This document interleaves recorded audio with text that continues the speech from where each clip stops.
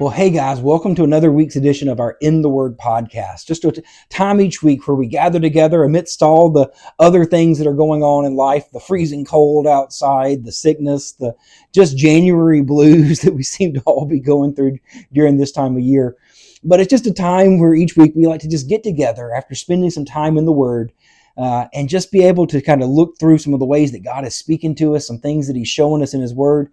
A lot of these things are just things that in my own life that God has been pointing out and showing me and just reminding me. And I think that's important sometimes. It's just to be able to, even for me, to be able to kind of evaluate and look back and see, God, what are the things that you're trying to communicate to me as I'm in your word?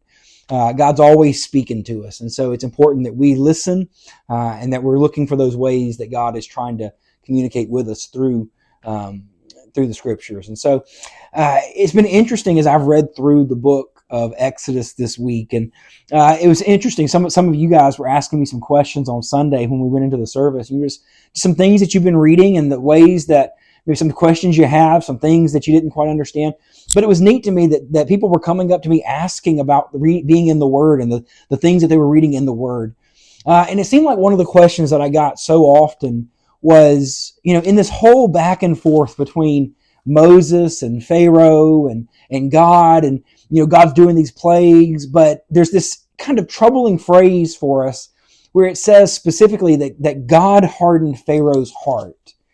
And I know for many of us that's kind of troubling because well, what does that mean? Does that mean that God removed Pharaoh's choice, or that God somehow just impeded Pharaoh's will? And to some extent, what it definitely means is that God is the one who's sovereignly in control here.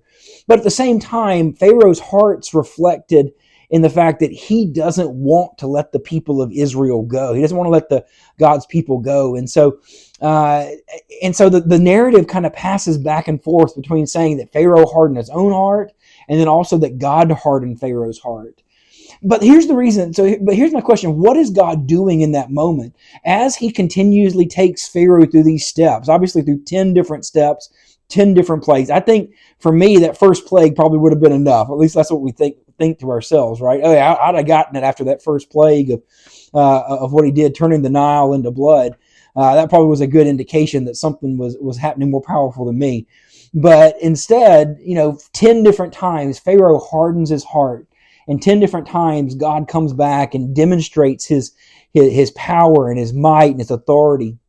And I think it's important for us to understand, well, why is he doing this? Why does God do it this way? In such a way that he does all these different plagues and all these different signs and all these different wonders. What is it that he's seeking to accomplish? And I think the good thing about the Bible is that a lot of times if we'll pay attention, the Bible actually answers some of those questions for us. And in this particular instance, he tells us why God hardened Pharaoh's heart. He tells us why he takes him through all these different steps and stages.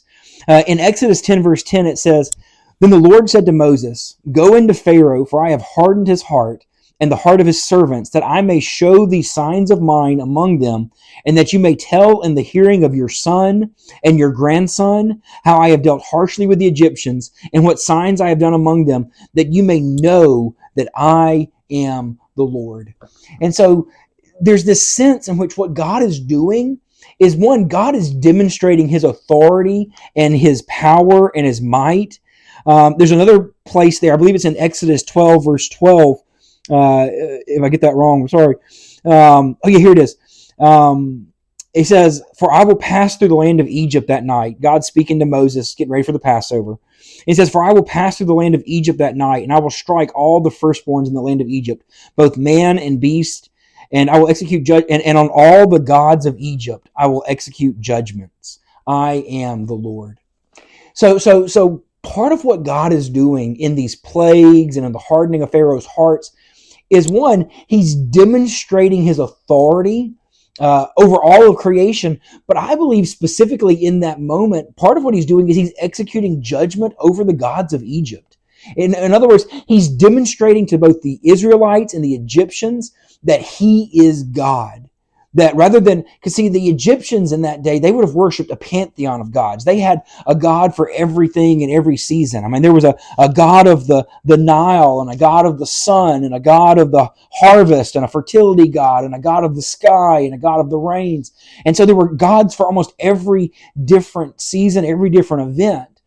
And so part of what God was doing through each of those plagues is he's demonstrating his authority over that particular Egyptian god or deity that they were worshiping. And so like for instance, the Egyptians had Apis, who was the god of the Nile, or Isis, who was the goddess of the Nile. And yet when God turns the Nile into blood, he's demonstrating, hey, those aren't the god of the Nile. I'm the God of all creation. There was a god of the sun, Ra, and when God shades out the sun and he causes it to be dark on the land, he's demonstrating his own authority and his own power over all things. And so part of what God is doing in that moment is he's demonstrating his authority. He's demonstrating his power, and he's executing judgment over the gods of Egypt. But I think there's something else that's going on there, and I think we see that in those verses in Exodus chapter 10. That part of what God seems to delight in doing is giving his people a story to tell to others.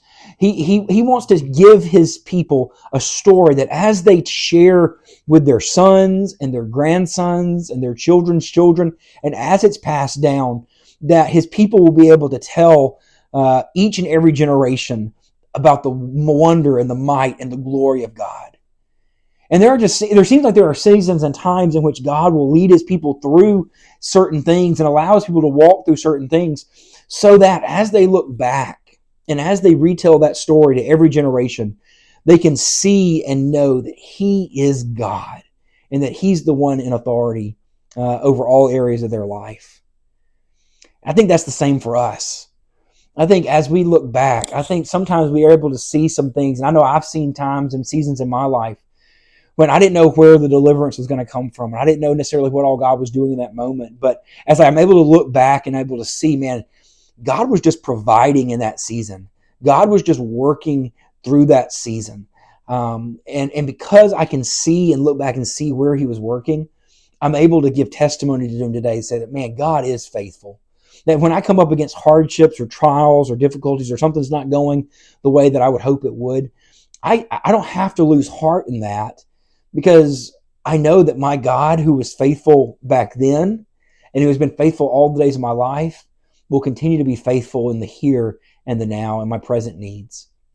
So, man, I hope that just as you read the Word of God, one, I'm reminded, man, there's so many other things that we could go into. One of the things that's always blown my mind in this text is that God is a God that fights for his people. That God is a God who intercedes for us and who ultimately, if we'll just stand still, I'm reminded of those words that he says as the people of Israel are standing on the bank of the Red Sea and the Egyptian army's pressing in on them and they don't know where their hope's coming from. And they're looking at Moses saying, Moses, what are you going to do? And Moses goes to God and asks him, what are we going to do? And you know what he says? Here's his battle plan. Fear not, stand firm, and see the salvation of the Lord, which he will work for you today. Stand firm, fear not, and see the salvation of the Lord that he's going to work for you today. Man, that's my encouragement to each of you. That today as you continue in his word, that today as you go throughout life, stand firm, listen, be still, fear not, and see the salvation that the Lord is going to work for you today.